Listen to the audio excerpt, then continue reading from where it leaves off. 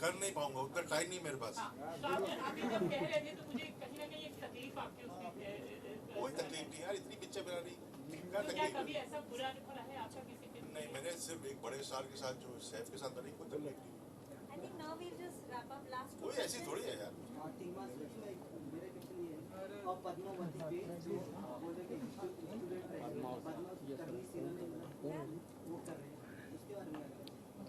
गलत है, बहुत गलत है जो लोगों ने किया, गलत है, बिल्कुल गलत है। करनी सेना ने जो किया वो गलत किया। ये मुझे तो नहीं पता कि कर रहे हैं कि नहीं, मैंने तो स्क्रिप्ट पढ़ी नहीं, शायद करनी सेना वालों ने भी नहीं पढ़ी होगी। वो तो मॉब मेंटालिटी में सब लोग चले जा रहे हैं, इसको मार दिया, इसको मार दिया, सब मॉब चल रहा है ना। तो मॉब से क्या बहस कर सकते हैं? मॉब के साथ बहस कर सकते हैं? नहीं की जा सकती बहस। Because right at the beginning you talked about how this part of history has not been, I mean, it's documented but not really read as such. Not really, I mean, I did not know about this part of history till I got to know about the film. And why do you think such part of history actually, why don't we know about these things? I mean, where did these pages get disappear? Where did the pages disappear in between? I mean, where did it lost in transition?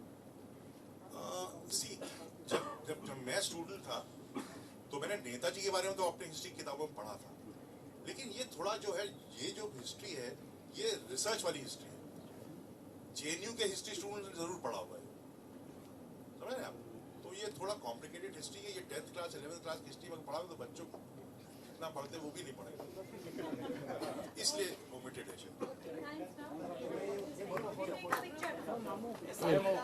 ये last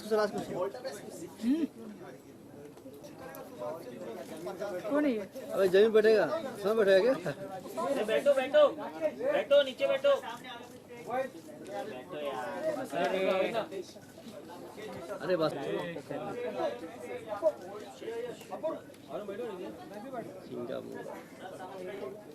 खड़े हो गए यार सब तो यार।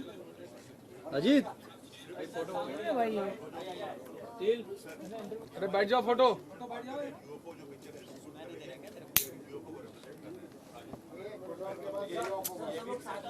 ये भी पहली बार हो रहा है कि एक फिल्म जो पब्लिक ब्रॉडकास्टर बना रहा है कमर्शियली नहीं, इस तरह से हो रही है। बैठा तो नहीं यार इनको यार, क्या शूट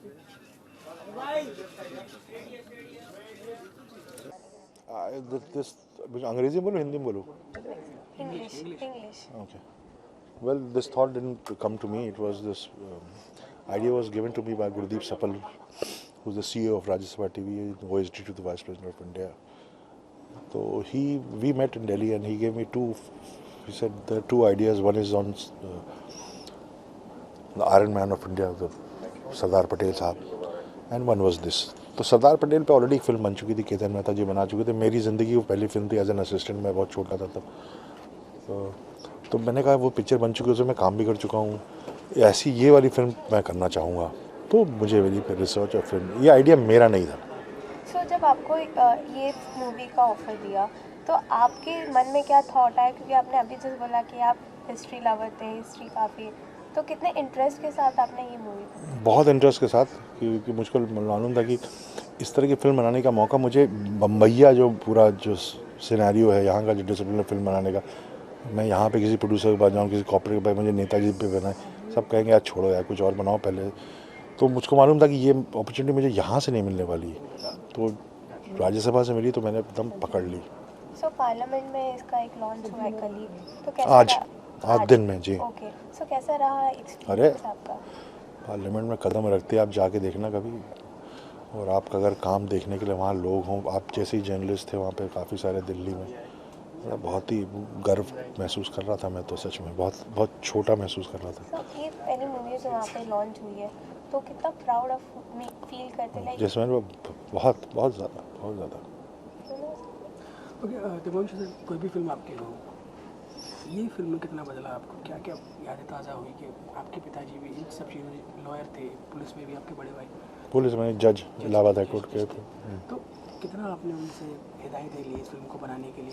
मैं अपने बड़े भाई से, पिताजी तो मेरे अभी हैं नहीं, बट मेरा बीच वाला बड़ा भाई है, वो उत्तराखंड हाई कोर्ट में जज है, तो मैं उससे पूछता था कि ये कि भाई साहब गलती ना हो, मैं क्योंकि ये ट्रायल पे है, सवाल अच्छा है आपका कि मुझसे अगर गलती होगी कि कोर्ट की जो हरकतें जगह हमारी जो कोर्ट वाली पिक्चर आती है सब उल्टी सीधी होती हैं, पिक्चरें ठीक होती हैं चाहे वो जॉली LLB हो चाहे पिंक हो, ऐसे नहीं होता है कोर्ट की प्रोसीडिंग्स बिल्कुल ऐसे नहीं होती जिस तरह से उनमें दिखाई जाता है। तो ये क्योंकि मैं जज और वकीलों के ख़ानदान से हूँ तो मैं ये गलती मैं नहीं चाहता था मुझसे हो जाए, नहीं तो मुझ पर मेरे घर वाले मुझे बहुत नाराज़ होते मुझ पर। तो एक तो ये मैं चाहता था पूरे कि ऐसी गलती ना हो।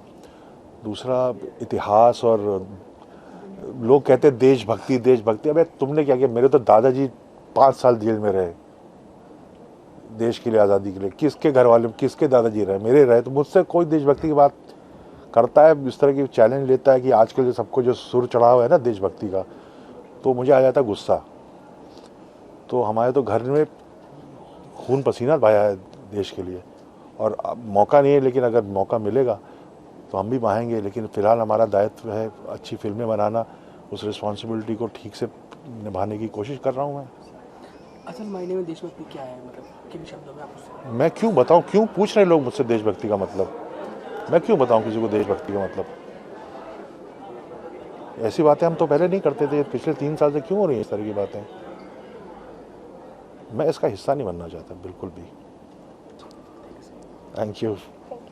मामला थोड़ा सा मोहित सर, क्या यादें जुड़ी हैं राजगीर से?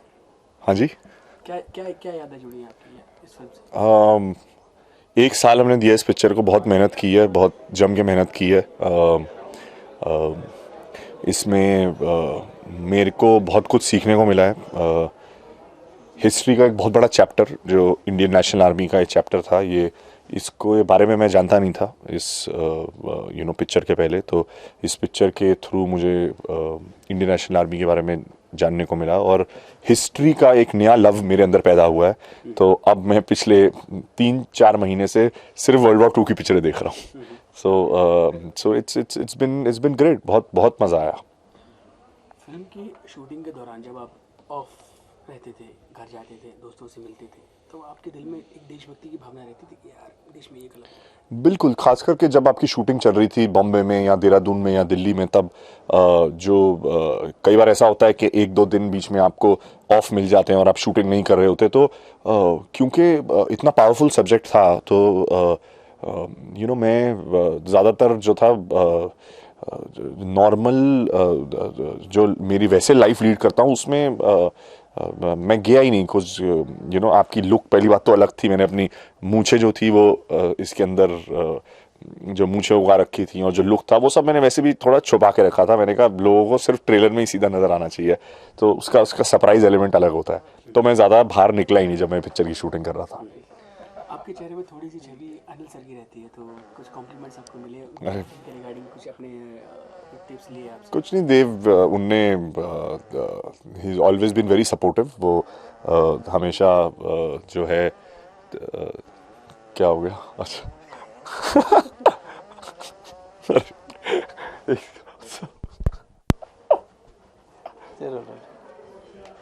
हाँ, सो क्या कह रहे थे आप? अनिल सर।